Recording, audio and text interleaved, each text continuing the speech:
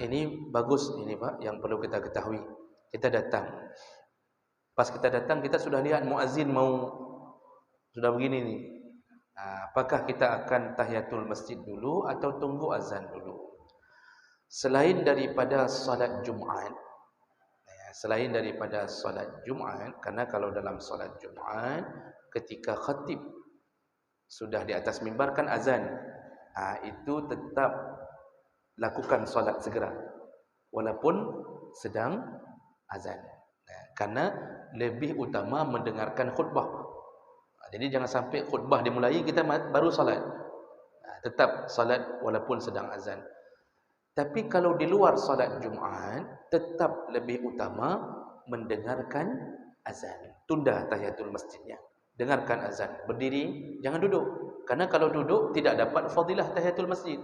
Maka kan sering kadang-kadang kita melihat orang gedung. Walaupun orang itu waktu kita tanya apakah gedung? Oh, kalau ngurung dong. Dia pun kadang-kadang tak tahu kenapa dia dong, kan? Padahal memang Nabi yang suruh dong.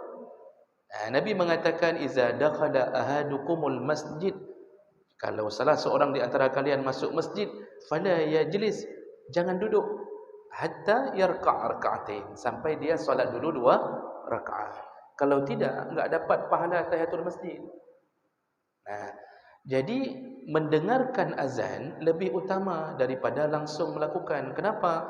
Ketika kita langsung melakukan, otomatis kita tidak bisa dapat pahala besar ini karena kita tidak sahut azan. Kan kita disibukkan dengan Allahu Akbar kabira walhamdulillah. Waktu baca Al-Fatihah boleh sahut-sahut azan. Dalam solat ni sedang baca Al-Fatihah, baca Ar-Rahmanir Rahim, la haula wala quwata illa billah, maliki yaumiddin.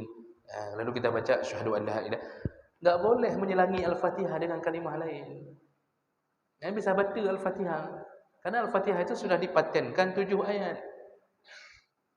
Tak boleh diselingi dengan berdeham saja yang mengeluarkan huruf, tak boleh, apalagi selingi kalimat lain. Maka otomatis kalau kita langsung solat, kita enggak akan menyahut azan, sudah hilang satu pahala besar, yaitu pahala menyahut azan. Hilang paket tamu surganya enggak ada. Maka santai saja, berdiri saja dulu. Tapi setelah azan kan ada qabliyah. Ini tadi berdiri sahut azan baik-baik, baca doa, baca salawat, baca doa wasilah, lalu baca asyhadu an la ilaha illallah wahdahu la syarikalah tadi, yang raditu billahi rabba, baca sampai habis baru salat. Nah, salat itu kan otomatis ada qabliyah kan? Kan setelah azan berlaku qabliyah. Ditanya lagi, mana yang kita utamakan, ambil tahiyat atau ambil qabliyah? Kalau waktunya luas, waktu masih panjang, cok dua-dua, sembahyang tahiyat ilaih, salam, lalu qabliyah. Kalau kita lihat masih panjang waktu. Tapi kalau waktu mendesak, sudah selesai azan, pas kita datang kita lihat 3 menit lagi waktu iqamah, maka mana yang kita pilih? Ambil qabliyah. Dapat tidak pahala tahiyatul masjid? Dapat, dengan syarat tidak duduk. Qabliyah itu sekaligus menjadi tahiyatul masjid. Karena Nabi enggak menyebut tentang nama salat tahiyatul masjid itu. Nabi cuma memberi syarat, asal tidak duduk, maka disebut sudah menghormati masjid. Walaupun yang kita lakukan salat sunnah wudu, salat qabliyah, asal hanadu, itu sudah masuk sekaligus menjadi salat tahiyatul masjid. Jadi pilih qabliyah, karena qabliyah itu sunnah maksudah, prosedur. Sudah proseduralnya memang dilakukan menempel ke salat wajib.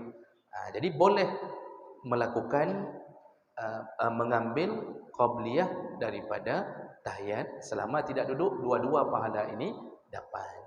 Begitu Bapak Ibu yang Allah muliakan, mudah-mudahan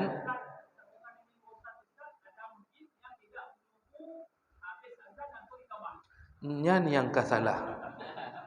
Ada masjid habis azan langsung iqamah, itu salah. Karena Rasulullah mengatakan ma bainal azanain as-salah. Di setiap 2 azan selalu ada salat. Di setiap 2 azan selalu ada salat. 2 azan ini maksudnya yang pertama azan, yang kedua iqamah. Selalu ada salat kata Rasulullah.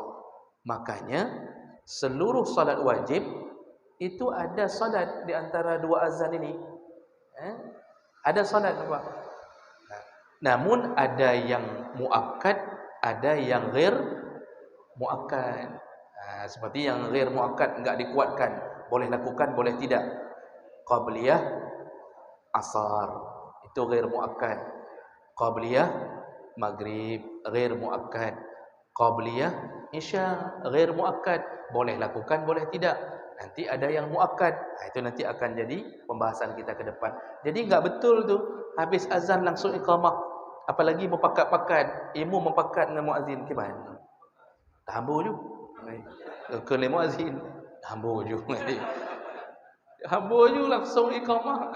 Ini masjid ini dipertanyakan. Kalau begini amalannya, masjid itu dipertanyakan untuk siapa? Yang kedua dipertanyakan ilmu pengurus masjid. Kenapa bisa terjadi begitu? Oh tidak Pak, maghrib itu walaupun singkat, singkatnya adalah sampai isya. Itu maksud singkat. Singkatnya sampai isya. Yang sembahyang qabliyah maghrib tetap tuntunan. Pahala tetap merempok, cuma ghair muakkad. Jadi tetap disuruh. Dan itu pernah kami dulu Pak, ni penutupnya, nyok habis, ibu-ibu nyok habis, betul habis. Itu sebenarnya dibunuh dulu nak habis.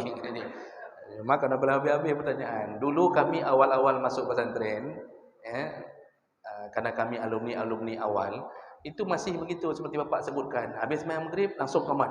Malam maghrib langsung qamat. Sampai didatangkan salah satu syekh dari Mesir, dari Al-Azhar, didatangkan untuk mengajar di pesantren kami.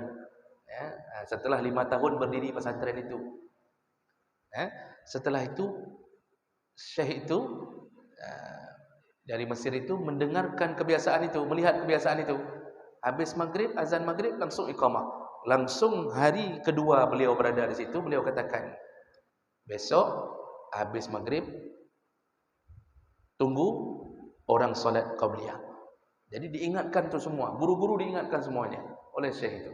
Kamu apa ni doa pingat untuk BBT paham ni, kan? Jadi diingatkan besok habis azan tunggu iqamah. Dia sebutkan dalilnya ini. Baru berubah. Jadi mungkin yang karena cok mangan, cok mangan berbagah-bagah sembahyang. Baik. Jadi mudah-mudahan apa yang kita bahas menjadi amalan untuk bisa kita laksanakan, dan insya-Allah kita sambung di pertemuan yang akan datang. Subhanakallahumma wa bihamdik asyhadu an la ilaha illa anta astaghfiruka wa atubu ilaik. Wassalamualaikum warahmatullahi wabarakatuh.